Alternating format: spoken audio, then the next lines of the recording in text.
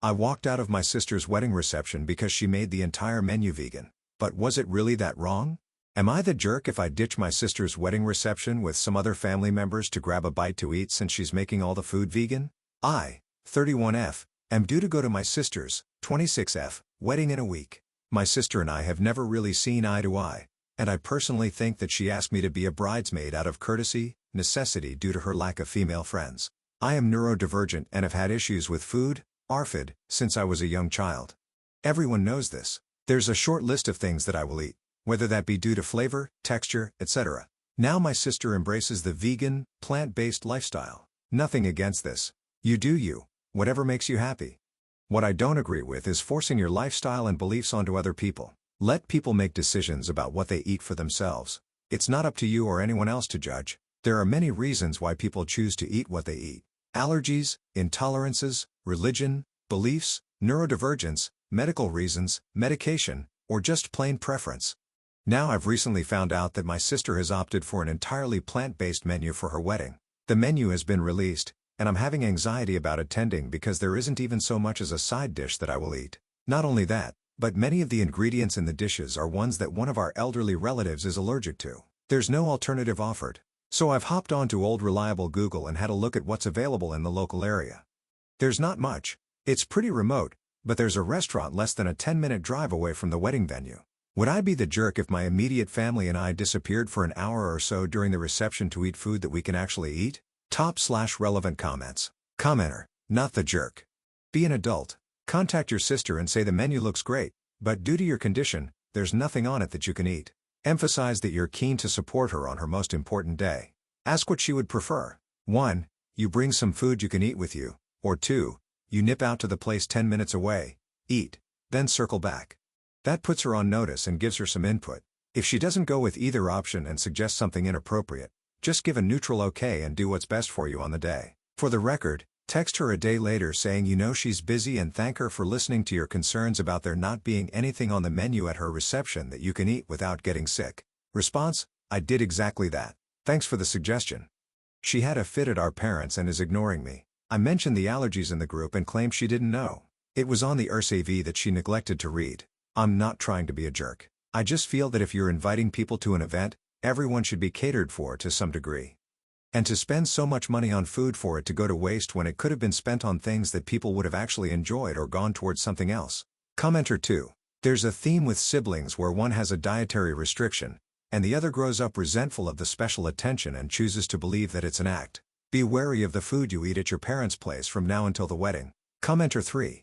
You're the jerk. She will never forgive you for that, especially if you don't warn her. I have food allergies and type 1 diabetes, so finding food I can eat is very difficult. However, I do not expect people to cater to my needs during their functions. So if you're not going to be able to eat the food they have there, then bring your own food that you will enjoy eating. Same for your elderly relative. The wedding reception is not about you. You don't leave someone's wedding to drive down the road and have your own little party because you are offended by the food. You show up to the wedding, you show your support, and you be a good person. Have you thought about how incredibly terrible she will feel when she realizes a major chunk of her family is gone during the wedding? No. It's not okay to leave and go eat at a restaurant somewhere else. Support your sister. It's one night, it's one meal. Bring a frigging granola bar if you have to. But this seems very selfish of you to ruin your sister's wedding because you don't want to eat the food. Find a workaround that doesn't kill anyone else's joy. Edit to add, forgot to say that if you guys do decide to do this, you better tell her about it, or talk to her like normal human beings and share all the concerns you have about the menu, and then perhaps she can work on a solution. Or at least understand that you're going to leave and why. Also, the only ones that should leave are the 2 people who can't eat the food. Everyone else is just beaching because they don't want to eat plant-based food, and they probably don't even know what it tastes like. It's actually good. So here's my take. Classy people with ethics and morals will go support a family member on the biggest day of their life. There may be inconveniences for those attending, but ultimately, the day is about celebrating the bride, and it is really super tacky to drive down the road and eat at a restaurant during the reception.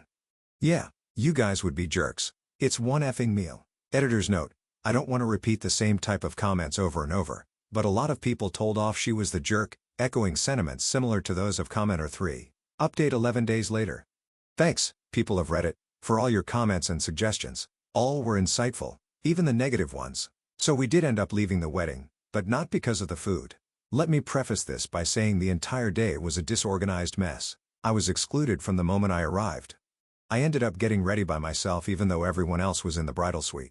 I brought a sandwich for myself, which I couldn't eat until very late in the day, and sat at the wedding breakfast looking awkward as I didn't eat any of the vegan food. There was talk of a pizza order being made in the evening because they weren't providing any food for later. This never happened, so everyone had to go hungry. It was unbearably hot in the dining room, so I asked the groom how long until the speeches so I could go outside and cool down. I was told I had plenty of time, like 15 to 20 minutes. Within 5 minutes of me being outside, there was cheering and clapping, meaning that they started the speeches knowing I was outside and would miss them. They'd also allocated us the room closest to the dance floor, meaning that my toddler couldn't sleep because of the noise and music. We ended up leaving at 9:30 p.m. and going home. Gotta love a 2-hour drive at that time of night, starving too. And because it was a child-free wedding, aside from my child, everyone was fawning over her and giving her bundles of attention. Attention that my sister obviously didn't like because she was overheard with her new husband saying, "All anyone cares about is that bloody baby," to which she laughed and just told him to shush because they were talking under our open bedroom window. I'm furious and beyond disgusted. This is the final straw, and I will be going no contact with them both from here on out. I honestly do not care what people say about me, but the moment anyone comes after my child, who's done nothing but exist, then you're in trouble. I hope she's happy with her new family because mine will no longer be any of her concern. Top/relevant comments. Commenter: they sound like tools, but it also sounds like you expected outsized personal consideration for a few things. You could have asked the hotel to move your room, ordered your own evening food, or stopped at a market if you were hungry, and brought sufficient alternatives knowing the meals provided, like the breakfast. Did they not tell you where the bridal suite was? Op's response: we did ask if we could be moved, but all rooms had either been allocated or the travel cot would not fit in the room. I was not told where anything was. We were just led to the room we were allocated. We ended up getting drive-through McDonald's on the way home. Commenter 2: now, to be honest, you honestly shouldn't have gone to the wedding if you knew it was child-free. I totally understand not having anyone to watch the baby and whatnot, but you were already contemplating not going. That would have been enough reason to just not go. And I'm not saying that your sister talking badly about your baby is okay because it was definitely uncalled for. But this really could have been avoided, all of it. Y'all wouldn't have had to starve all day, nor would she have been given a reason to purposely talk badly about you and your baby. She knew exactly what she was doing. She wanted you to hear what she was saying. Just use better judgment next time. Op's response: she was a flower girl. Commenter 2: oh, that's foul. She basically used your baby and then purposely talked crap. I would have caused a scene and then gone no contact. Op's response: had I known what was said at the time, I probably would have caused a scene, to be honest. I'm going no contact and returning the bridesmaid/flower girl gift to her. Commenter 3: did they hire a planner? This just sounds like a pile-up of oversights, or maybe this is how they try to cut costs. Either way, you gotta witness a dumpster fire from start to whatever it was before it ended. Response: I think it was all self-planned, but the spending habits made no sense to me personally. Spent $2.5K on a dress, $8K on food for the wedding buffet, but refused to get any sort of help with planning, evening food, or even a hairstylist for the getting ready part. There were plenty of cost-saving measures that could have been implemented. Commenter 4: I don't understand why you think they should have waited for you to give the speeches. They can't remember everyone's plans and locations all the time. Op's downvoted response: it's more the fact that I wanted to be there. I wanted to make sure we could all be there to listen, and I was misinformed and left out. Commenter 5: do you think that might have something to do with you constantly finding fault with everything and anything? Grow the F up. It's not your day. Op's downvoted response: so being purposefully left out and starved, plus hating on a baby, is okay in your book. Gotcha.